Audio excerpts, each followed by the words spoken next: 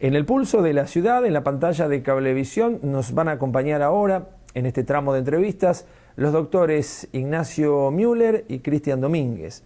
Uno es cirujano, el otro es urólogo, y ya en otra oportunidad, en anteriores entrevistas, nos contaban de una situación que no está todos los días en los segmentos de salud que usted puede ver en distintos programas.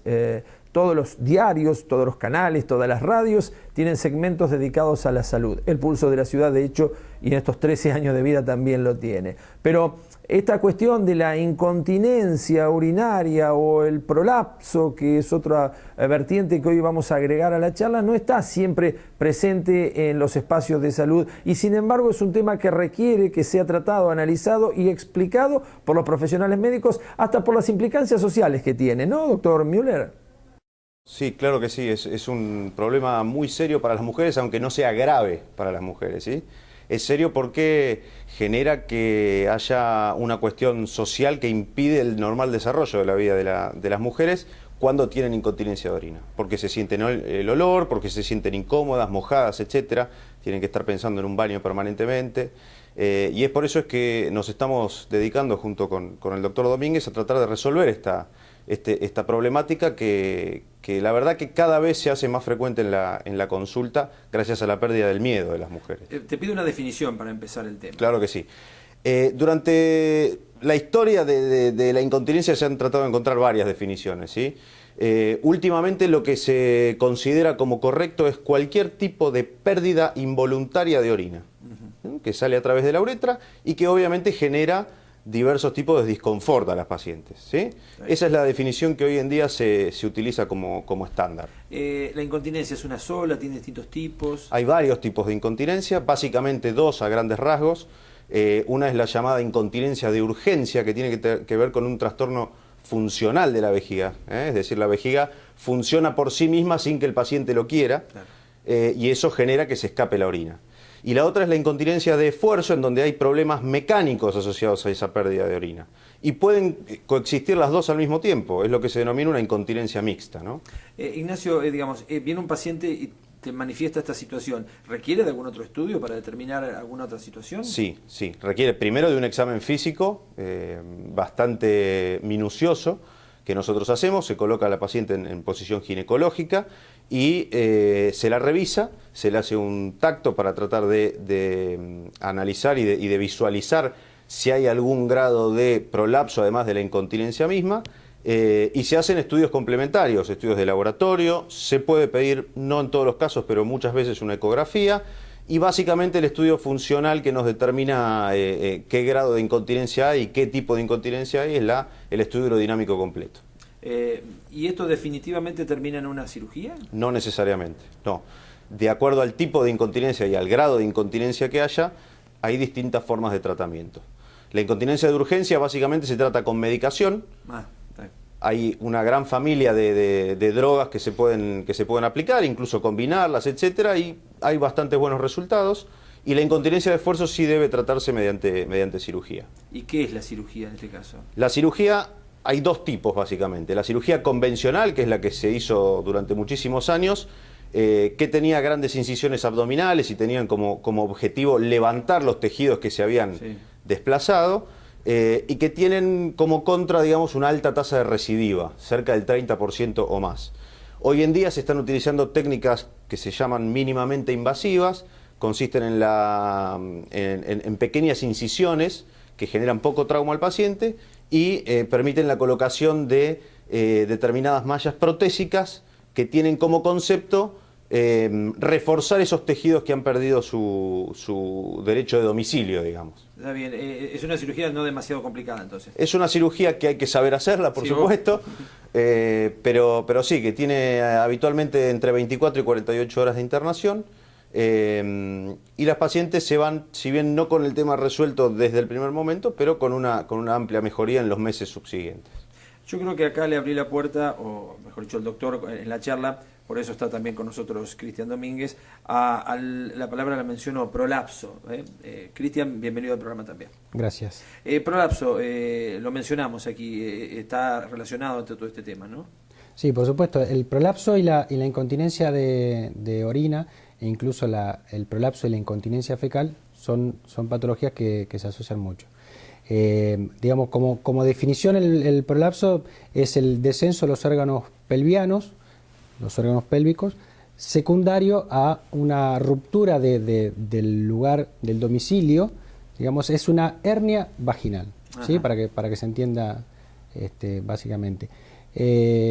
Todos los pacientes que tengan alguna alteración tanto anatómica como fisiológica, o sea, que haya una disfunción entre alguna de las dos causas, provoca alguna alteración y algún tipo de prolapso. Esto quiere decir que tanto la vejiga, la uretra, el recto, el útero y el ano están ubicados en una posición específica y a su vez unidos con ligamentos, nervios, músculos, tejido conectivo, que lo que hacen es sostener y formar lo que se llama el piso de la pelvis. ¿Eso es el suelo pélvico? Eso es el suelo pélvico. El suelo pélvico lo que hace es como si fuera un puente que sostiene a todos los órganos del abdomen.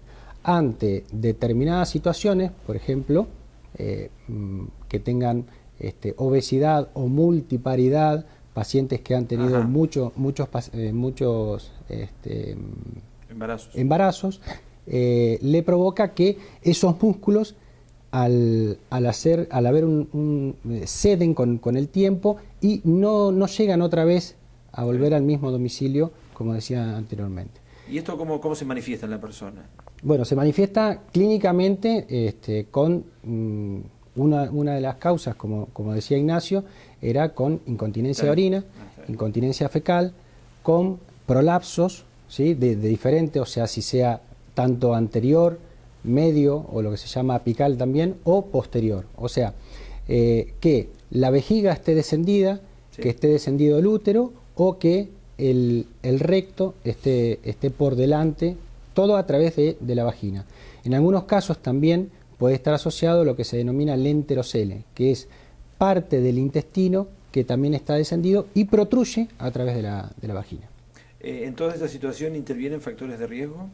Sí, dentro de los factores de riesgo, como decía hace un rato, la primera es la paridad vaginal, es la principal, o sea, pacientes que habitualmente tienen más de 2 o 3 partos y que a su vez esos partos hayan tenido más de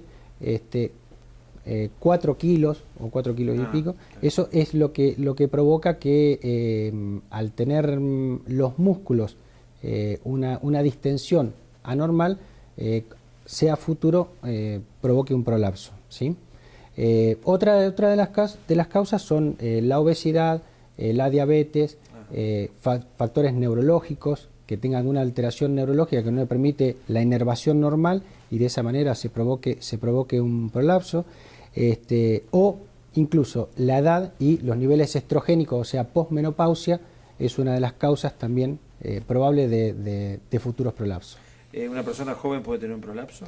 Sí, bueno, nosotros en lo que vamos de nuestro tratamiento, que empezamos en realidad en diciembre del año pasado hasta ahora, tenemos 2 pacientes que son muy jóvenes, por supuesto que 2 de ellas, una tiene 30 años, pero tiene 6 hijos, y hay un factor predisponente, ¿sí?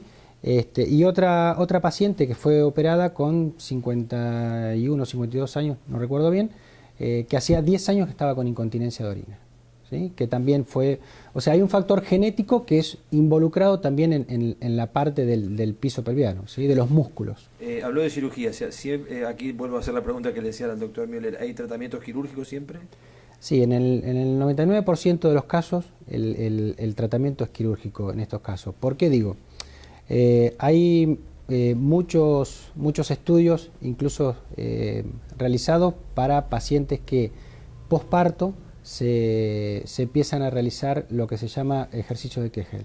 Son ejercicios que lo que hacen es estimular el suelo pélvico para evitar a futuro tener prolapso. Bueno, con esto se ha demostrado que tampoco tiene muchos resultados y por otro lado, en la paciente que tiene per se ya un prolapso, lo que evita es pasar a un grado mayor, ¿sí? Pero estamos hablando de un prolapso de grado 1, ¿sí? Cuando recién comienza y es una paciente joven. En una paciente que ya tiene grado 2, grado 3 o grado 4, no hay ejercicio que pueda recuperar ese domicilio del prolapso.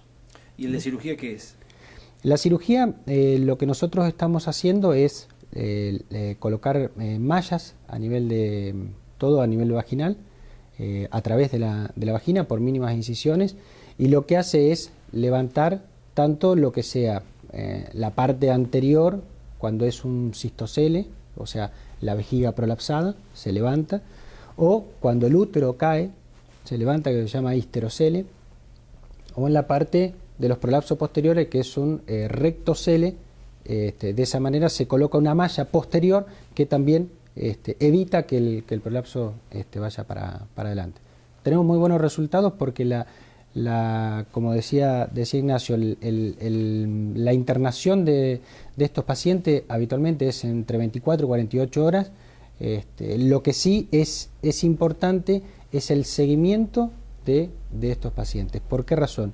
Porque el posoperatorio es muy aceptable, y por esa razón la gran mayoría de los pacientes tenemos que insistir en que vengan a vernos, que vengan a hacerse otros nuevos controles, porque se van y a las 48 horas llegan prácticamente a una vida normal.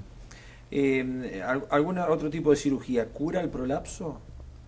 En estos, sí, hay cirugías que se vienen haciendo desde hace tiempo, que es la cirugía convencional, ¿sí? Que es la cirugía que se pone en puntos o que se necesita hacer una apertura abdominal para levantar el prolapso. Estamos hablando que un antes y un después desde el momento de las mallas.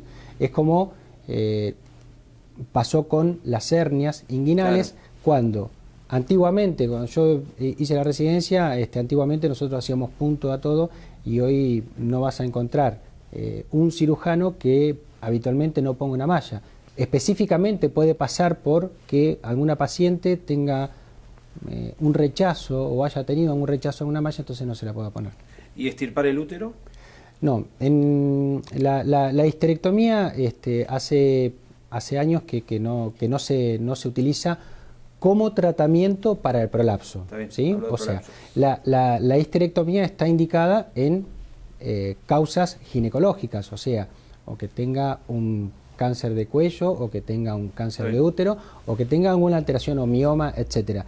Pero per se no porque el útero no se extirpa, o sea, no se quita el útero para evitar el prolapso. Independientemente de eso, hay que colocar o realizar el tratamiento del prolapso. Incontinencia y prolapso juntos pueden estar entonces como patologías, claro, ¿no? ¿Un mismo tratamiento? Sí, existe, cuando él empieza a hablar de lo que es de incontinencia de orina y prolapso, existen en la misma cirugía, se coloca tanto el SLIM, que es para el tratamiento de la incontinencia, más la Nazca, que es una de las mallas que vamos a mostrar en el video, que es la que utiliza para, digamos, para el cistocele o el histerocele, elevar el útero o la vejiga, y de esta manera evitar tanto el prolapso como también la incontinencia. Por supuesto que hay que colocar las dos mallas, ¿sí? Las dos mallas a la vez. Yo les agradezco, y antes de despedirlo quiero preguntarle a Müller, la incorporación de aparatología es una constante hoy para los profesionales médicos, ¿no? Así es. Y hay novedades también en muy poco tiempo más, que por ahí lo podemos charlar otro día. Así Pero es. adelantame de qué se trata. Bueno, comentar que hoy por hoy con los equipos que estamos adquiriendo, estamos tratando de alcanzar lo que se hace en el mundo, a nivel principalmente urológico, incontinencia, y en este caso en particular en lo que es litiasis. ¿Sí? La litiasis ampliamente conocida, es la causante de los cólicos renales, etcétera. El que lo tuvo va a saber de qué estoy hablando, porque es algo realmente muy doloroso. Y hoy por hoy adquirimos un aparato, ¿sí? un equipo que se llama nefroscopio, que se encarga de extraer las litiasis desde el riñón directamente a través de una incisión muy pequeñita que se hace en la espalda, a diferencia de lo que se hacía anteriormente con grandes incisiones, en donde había que abrir el riñón para poder extraer esas piedras que habitualmente son muy grandes. Hoy en día, gracias a la fibra óptica y a los endoscopios, etcétera, podemos lograr hacerlo mediante incisiones muy pequeñas. Este equipo lo que hace es permitirnos eso, a través de un trayecto muy finito, para que la gente lo entienda, se llega al riñón desde la piel y se rompen esas piedritas, esas litiasis, y se extraen con otra serie de aparatos. Pero la idea es que esto en Buenos Aires se hace, en el resto del mundo también, y acá en Bragado hasta ahora no se hacía. La idea es poder empezar a hacerlo con estas nuevas tecnologías.